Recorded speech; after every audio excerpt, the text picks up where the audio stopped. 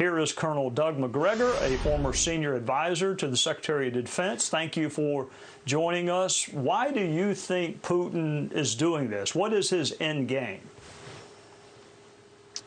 Well, Vladimir Putin is carrying through on something that he's been warning us about, at least for the last 15 years, which is that he will not tolerate U.S. forces or their missiles on his borders, much as we would not tolerate Russian troops and missiles in Cuba. And we ignored him, and he finally acted. He was not going to allow Ukraine under any circumstances to join NATO. And what's happened now is that the battle in eastern Ukraine is really almost over. All the Ukrainian troops there have been largely surrounded and cut off.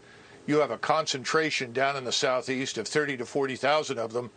And if they don't surrender within the next 24 hours, I suspect that the Russians will ultimately annihilate them. That's why Zelensky is meeting with Putin's representatives right now. The game is over. And he's going to have to negotiate the best deal he can get. And we've already told him, the President of the United States has, that if he opts for neutrality for Ukraine, we'll back him. And I think that Vladimir Putin will do that for Western Ukraine. That is the Ukraine beyond the Dnieper River. But behind it in the east, where he is now, I'm not sure what he has planned there, whether he forms another republic, annexes it into Russia, because historically it has been Russian. But the territory west of Ukraine is not. He knows that, and he's happy to live with that as a neutral state. I am not a military expert. I'm not even an expert on geography. But if he takes Ukraine and Ukraine abuts Poland, then he's going to have a NATO country abutting him. So if that's what he doesn't want, then isn't he going to just have to keep going until he runs out of NATO countries? I guess I should say it again. He has no interest in crossing the Dnieper and heading west to the Polish border. I think you're going to find from these negotiations he's quite willing to neutralize that territory on the Austrian or the Finnish model. Right now, Russia already touches Estonia and part of Latvia. White Russia, of course, touches Lithuania. He's not interested in going to war with us, and he has an army that's too small for that purpose. And he knows it. His economy is smaller than that of South Korea's. So this is not something that he's looking for.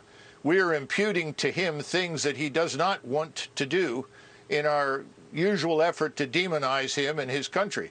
We need to remember that Ukraine is fourth from the bottom of 158 countries in the world as corrupt. Russia is perhaps 3 or 4 places above them. This is not the liberal democracy, the shining example that everyone says it is. Far from it. Mr. Zelensky has jailed journalists and his political opposition.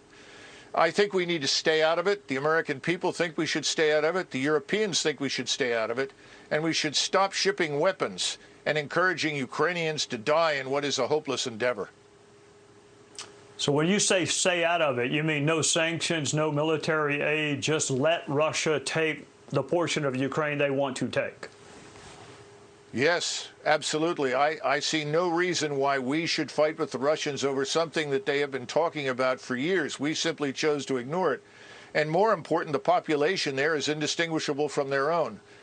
You know, the thing that's so disturbing is that on the one hand, we will not send our forces to fight, but we are urging Ukrainians to die pointlessly in a fight they can't win. We're going to create a far worse humanitarian disaster than anything you've seen thus far if it doesn't stop. Thank you for joining us.